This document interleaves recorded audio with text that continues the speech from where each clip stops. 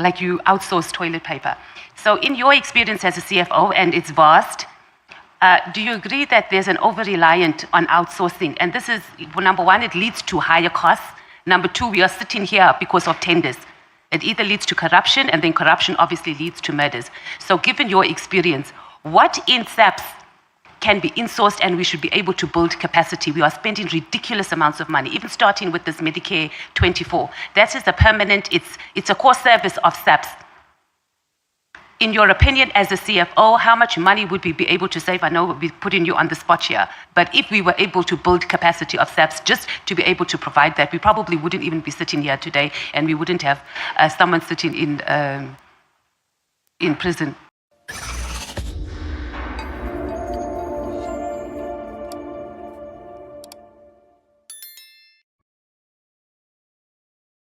Honorable Mathys, thank you so much. Thank you, Chair. Good afternoon, Lieutenant General. There's been 11 task teams. Well, as of now, there's 11 task teams. Have any of these task teams have had their financials audited, like as a task team, rather than part of the bigger SAPS audit? The allocation of these funds, as I indicated earlier this morning, is allocated to the National Operational Center, which is a unit within Program 2. So when Program 2 is audited, all expenses... Okay, I'm going to interrupt you because I have a little time, right? Just individually, so if we go to the PKTT, is there a financial, has there ever been just an audited statement done by the AG for each of them? No. It's part of the bigger programs? No, yeah. Okay. Can you, as a CFO, do you have the mandate to request or have those individual budgets that have been allocated to these task teams or to any particular program audited independently by the AG in particular? I can request, we do have a very effective internal audit. I can request if I suspect that there is... Have you? No, I have not. Even now for the PKTT, after it has been all over the news, you haven't requested, at least I would have thought you would even go to the AG and say, AG, please, here's these documents, please audit. I'm going to the ad hoc committee and probably to the commission.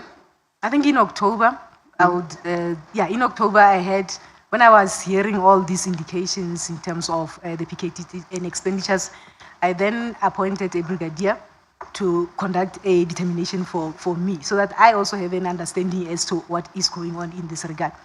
Okay. I'm going to cut you off, and I'm not being rude. I just wanted to know whether you went to the Auditor General rather than to do it internally. No. Not the Auditor General. I just wanted to... Do you have access to be able to do that also with the Medicare 2024? Because from what I understand, the audit process, you are doing it internally, the forensic audit.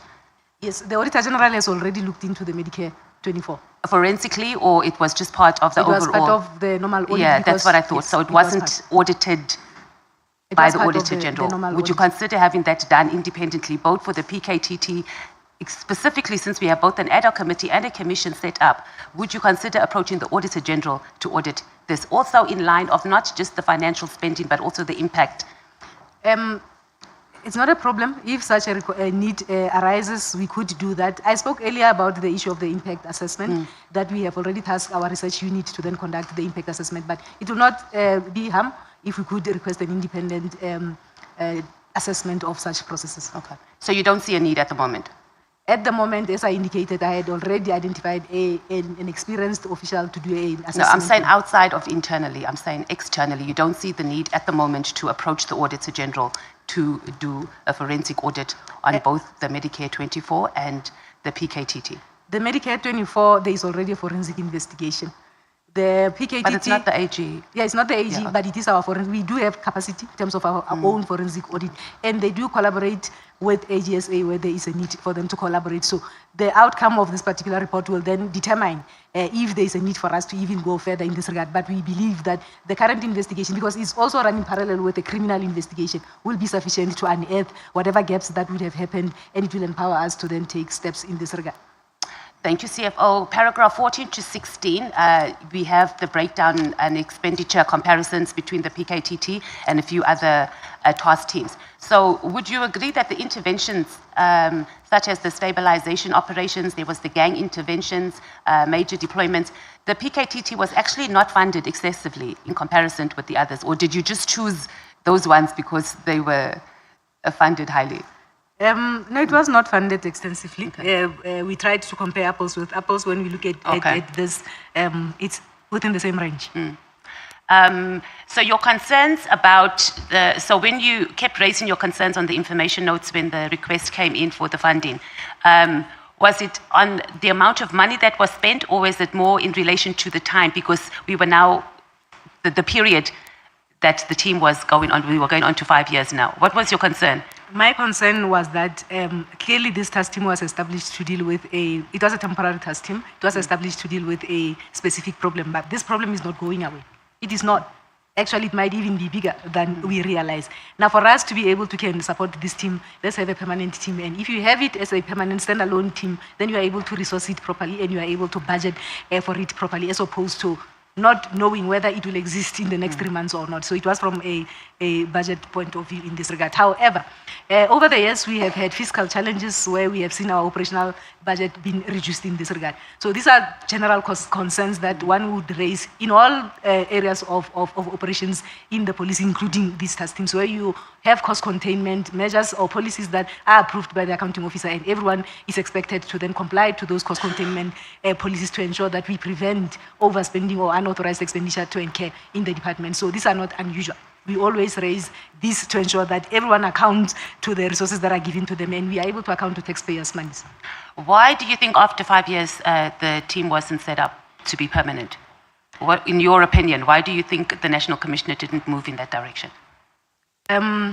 Perhaps the National Commissioner will be in the best position to respond to that. There is operational work and decisions that would have been taken as and when they evaluate from time to time, and they would have come to a conclusion to say that this team must continue. So those, perhaps in the operational space, could shed more light in this particular regard. The concerns I raised was mainly from a budget point of view, because it then makes it a bit challenging if you operate a team in this particular model. But I believe there was work that was to be done, and decisions and evaluations and agreements would have been taken at operational level, having considered those issues, perhaps the intelligence issues from the project leader and so on and so on. So the National Commissioner, as well as the project leader and the head of operations, would perhaps be in a best position to can elaborate further in this regard. Okay. And then just quickly, you speak about a work study report that you would have liked to be done. Do you know that there was another work study report that the minister was influenced by, the 2019 work study report that he said he used as one of the reasons for disbanding the PKTT? Are you aware of that work study report? I'm aware of that work study report, and I believe I had signed or made comments within that work study report, and it was talking about enhancing capacity in terms of detective units and so on and so on. I'm aware of that report. So why did you want another one? Was that one not efficient?